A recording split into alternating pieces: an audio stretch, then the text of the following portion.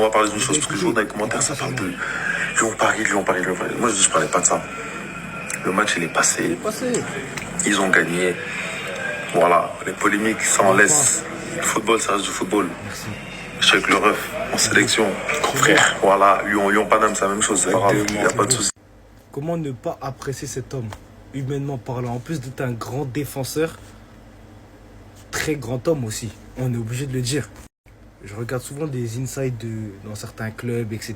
Et quand je vois les passages de Moussa Niakhaté, toujours quelqu'un de très humble, très gentil, très généreux. Limite, quand on le voit, on dirait qu'il n'est pas joueur de foot professionnel. On dirait que c'est un joueur de Détroit. Il se prend pas la tête, en fait. Lorsqu'on a su que Ibrahim Mbaye et que Mamadou Sarr allaient rejoindre le Sénégal, c'était le premier à faire une story. À faire une story, justement, pour les féliciter. Les féliciter d'avoir fait ce choix-là aussitôt en carrière.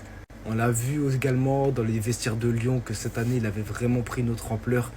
Voilà, cette ampleur de taulier. Et même en sélection, il a pris une autre dimension dans les vestiaires. Il me fait un peu penser à Abdou Diallo dans sa façon de parler, etc. et de communiquer. Et c'est très important d'avoir ce type de joueurs-là qui ont de l'expérience pour faire justement la jointure entre la jeune génération, la nouvelle génération et les plus anciens.